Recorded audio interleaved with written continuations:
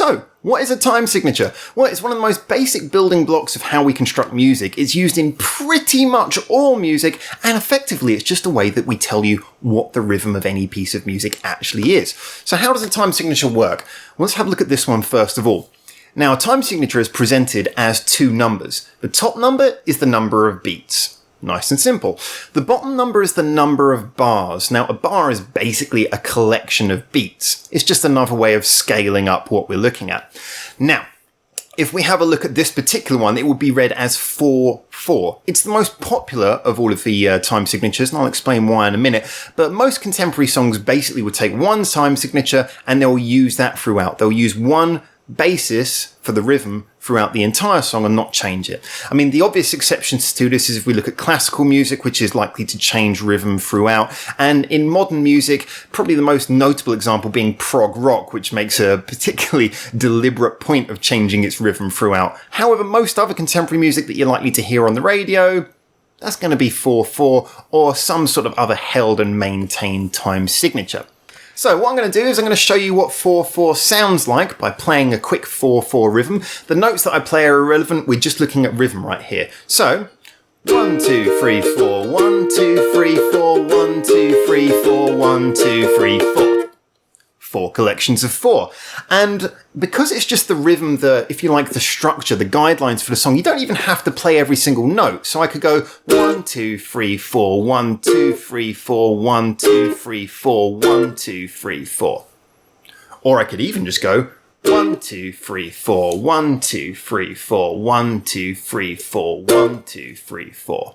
It doesn't really matter how many notes you play, it's just there as the guideline for how the rhythm should work. So before we move on, you might be asking yourself, why is 4/4 the most popular of all of the time signatures? Well, the reason simply is that our brains, the way that we look for attractive patterns is we look for symmetry. If you think about it, most things that we think that are attractive are usually quite symmetrical.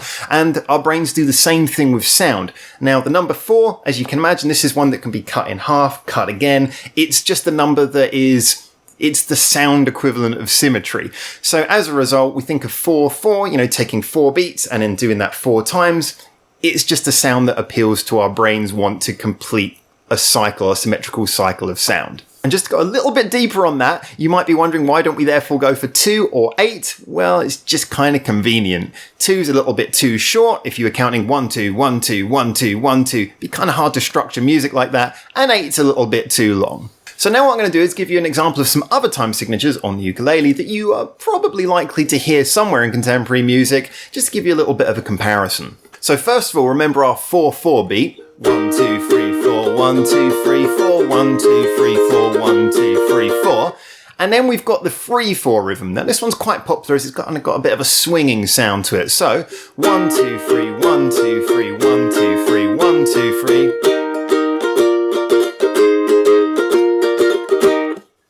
Now the next popular one is 7/4. Now if you think about this, 8/4 would be kind of the same as 4/4, but what you're kind of doing is just taking one beat away there so that it sounds a little bit more rushed. Let's have a little listen, see if you can see that. 1, 2, 3, 4, 5, 6, 7, 1, 2, 3, 4, 5, 6, 7, 1, 2, 3, 4, 5, 6, 7, 1, 2, 3, 4, 5, 6, 7.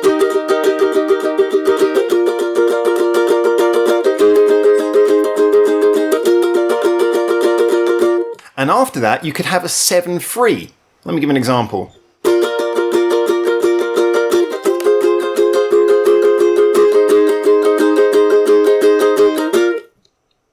Now, the next one I want to show you is 12-bar blues. Now, this is where you've got a 4 over a 12. Now, that's why I've dragged out the guitar for this. Kind of hard to play it on the ukulele. So what we're looking at in this example, same thing. You could scale up 4/4 to be 4/8, 4/16, because these are just basically doubling the number.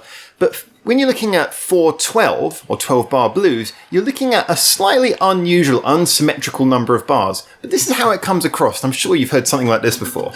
1, 2, 3, 4, 5, 6, 7, 8, 9, 10, 11, 12. And that's how it comes off. You don't really notice it so much on the surface, but overall, it is a bit of a different way of doing a song, a bit of a different rhythm. So hopefully by now you understand time signatures and basically how these structures work and the various things that you can do with them. But there's one little bit of bonus information I'm going to give you to add on to this, because it does come up quite a lot in some types of music. And that's something which has many names, but I personally refer to it as triplets. So obviously we have our bars, and then we have our beats within them, but you can go for even smaller denominations of time within those as well. So if I give you an example of our 4/4 rhythm again, nice and slowly. 1,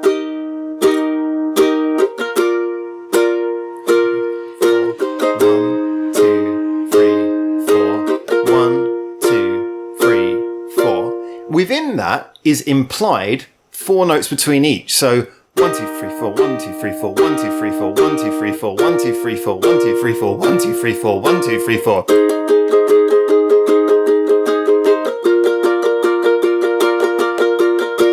Triplets is basically when you replace that for a 3. So you get a fairly swingy sort of sound. So let's play that again with the triplets. Sounds the same. I am playing it a bit faster, but here we go.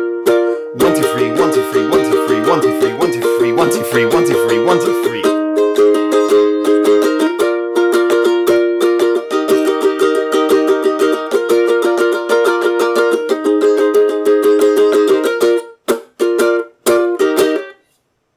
Just a nice little way to make your song nice and swingy in the tiny details. So there you go. That's time signatures. And hopefully if you're someone who likes to make and write music, you'll consider this when you move forwards, because 4/4 is the most popular time signature, and I wouldn't blame you if you used it for the vast majority of your music. But do think about how you want your songs to feel. Think about other time signatures you can throw in for the whole or maybe part of the song. Think about using triplets to make it a little bit more swingy. There's a lot of things that you can do with time signatures to totally change the feel of your song and maybe make it work better for what you actually wanted.